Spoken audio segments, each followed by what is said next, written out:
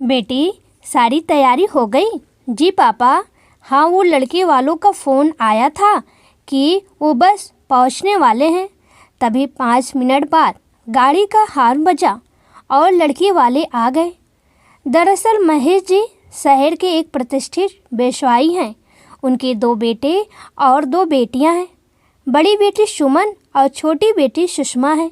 बेटे अजीत और विनीत हैं। सुमन ने अभी हाल ही में पोस्ट ग्रेजुएट डिग्री ली है। अचानक ही एक दिन महेश जी के एक मित्र एक रिश्ता लेकर आते हैं और बताते हैं कि लड़के वाले बहुत ही अमीर हैं। लड़के के पिता डीएसपी हैं और लड़का इंजीनियर है।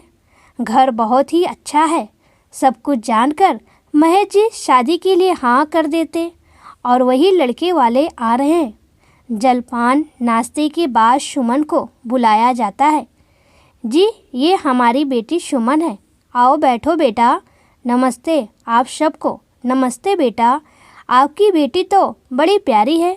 ये हमारा बेटा दुर्गेश है। हम चाहते हैं कि बच्चे आपस में बात कर ले। जी शेखर जी। दुर्गेश और सुमन की बातें। हाय, कैसी हैं आप? जी ठीक हूँ। और आप? जी मैं भी। मैं सॉफ्टवेयर इंजीनियर हूँ। मेरी सैलरी 60,000 है। इतने में तो आपका खर्चा हो जाएगा ना महीने का? दुर्गेश हंसते हुए बोला। जी, पर मैंने मैथ से एमएससी किया है और आगे मैथ की प्रोफेसर बनना चाहती हूँ। बहुत अच्छी बात है। सबसे अच्छी बात यह है कि आप हमें पसंद हो। हमें भी, सुमन शर्माते हुए बोली। बच्चों के आने के बाद सभी लोग गले मिलते हैं। बधाई हो महेश जी, अब हम रिश्तेदार बनने वाले हैं। जी बिल्कुल। सब खुशी खुशी हो जाता है। सारा घर सुमन के लिए बहुत खुश है। आज इतने बड़े घर में उसका रिश्ता होने वाला है। 1 हफ्ते बाद। हेलो, हाँ शेखर जी बोलिए। वो मैं ये कह रहा था कि हम सगाई की तारीख तय कर लेते हैं। क्या कहते हैं आप? जी बिल्कुल, जो आपको ठीक लगे। और सब अच्छा है? जी जी, सब ठीक है। 1 महीने बाद सगाई तय हो जाती है और अब शुरू हो जाता है लड़के वालों का खेल।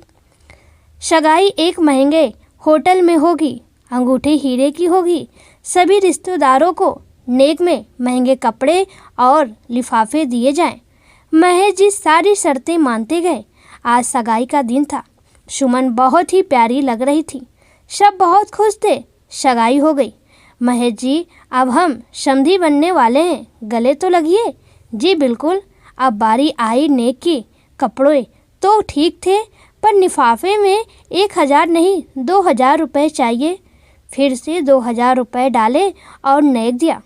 सगाई तो हो गई, पर खर्चा आया 20 लाख रुपए का।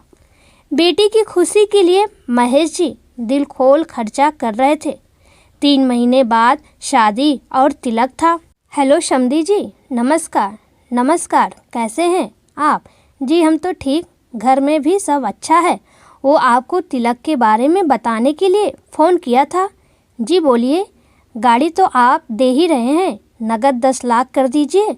सभी घर वालों के लिए कपड़े, वो भी ब्रांड वाले, चांदी के बर्तन, और तो सब आपको पता ही। जी जी, अच्छा अब हम रखते हैं। जी जी, ये लड़के वालों की मांग तो बढ़ती ही जा रही है। अरे कुछ नहीं, इतने बड़े लोग हैं। वो हमारी बेटी राज करेगी।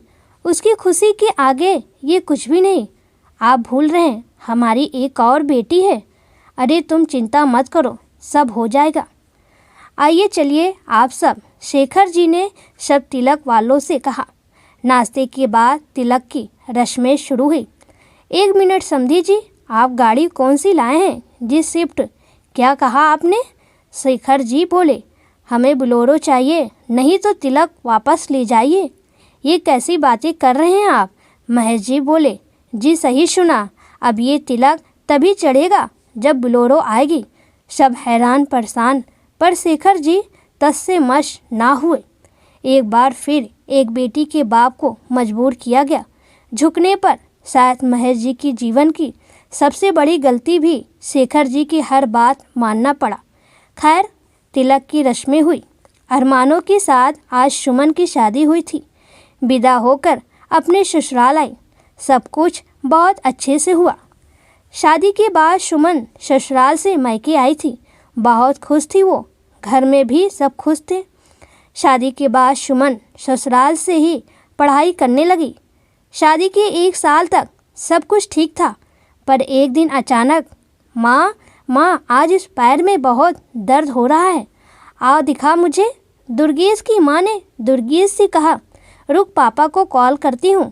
सुनिए जी, बेटे को उसी पैर में दर्द हो रहा है जिसमें रॉड डाली है। अच्छा तो जाओ और डॉक्टर को दिखा दो। जी चल बेटा, बहू हम हॉस्पिटल से आते हैं। पर ये क्या? सुमन ये सब सुनकर हैरान है, क्योंकि शादी से पहले ये सब बताया नहीं गया था। शाम को सबके आने के बाद, अब कैसा है आपका पैर? सुमन ने कहा, पहले से बेहतर है, पर आपने तो हमें ये बताया ही नहीं था। शादी से पहले सब चुप थे। हेलो पापा। हाँ बेटा बोल, सब ठीक है? नहीं पापा, कुछ भी ठीक नहीं है। दरअसल इन लोगों ने हम सब से एक सच छुपाया है। क्या बोल रही है बेटा? हाँ पापा, ये सच है। दुर्गेश जी, एक पैर में रॉड पड़ी है। क्या? हाँ, इतना बड़ा झूठ। मैं कल आता हूँ। आज सब परेशान थे, कल क्या होगा। शुभा, नमस्कार समधी जी, आइए आइए। आपने हमसे इतना बड़ा झूठ क्यों बोला अपने बेटे के बारे में? जी इतनी बड़ी कोई बात है नहीं, जैसे आप समझ रहे हैं। और दोनों लोगों में बहस बढ़ जाती है। सुमन तू चल मेरे साथ, तू यहाँ नहीं रहेगी। नहीं पापा, अब यही मेरा घर, मैं यहीं रहूँगी। मेरी किस्मत में यही था, आप जाइए। महेश जी खाली हाथ और दुखी मन से घर आते हैं। इस घटना के बाद तुमने और तुम्हारे बाप ने ठीक नहीं किया, मेरे घर में आकर मेरी इतनी बेइज्जती करके। शेखर जी ने कहा, अब तो आए दिन ही सुमन को सुनाया जाता। दुर्गेश भी अपने घर वालों का ही साथ देता। शादी के 2 साल बाद सुमन ससुराल वालों की बातों से तंग आकर अपनी मायके में रहने लगती है। पर अब वो पहले वाली सुमन नहीं थी जो हरदम चहकती थी, चुप सी हो गई थी वो। बेटा तू और अजीत अब हॉस्टल में रहने लगो। मैं चाहता हूँ कि तू आगे तैयारी कर, तभी तू इन सब से निकल पाएगी। पर पापा, परवर कुछ नहीं, तू जा। दोनों भाई बहन कुछ दिन बाद चले जाते हैं। सुमन भी थोड़ा बदलना शुरू कर रही थी।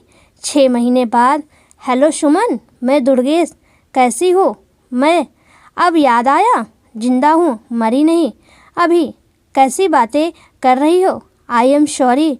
मैं चाहता हूँ कि हम फिर से जीवन की शुरुआत करें। मैं तुम्हारे लिए सब कुछ छोड़ दूँगा। तुम मानोगी ना मेरी बात? तुम्हें पता है ना, तुम लोगों ने मेरे चरित्र पर भी कीचड़ उछाला, मेरी पढ़ाई रुकवा दी। अब क्या करोगे? मैं सिर्फ तुम्हारे साथ अपने आगे की ज़िंदगी बिताना चाहता हूँ। अब मैं खुद कोई फैसला नहीं लेना चाहती। पापा मम्मी से बात करूँगी, फिर बताऊँगी। एक बार गलती की, उनकी बात नहीं मानी, इसलिए। ठीक है, मुझे इंतज़ार रहेगा।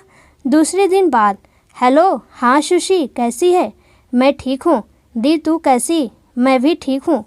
तुझसे एक बात कहनी है। कल दुर्गेश का फ़ोन आया था, वो मेरे साथ नई शुरुआत करना चाहता है।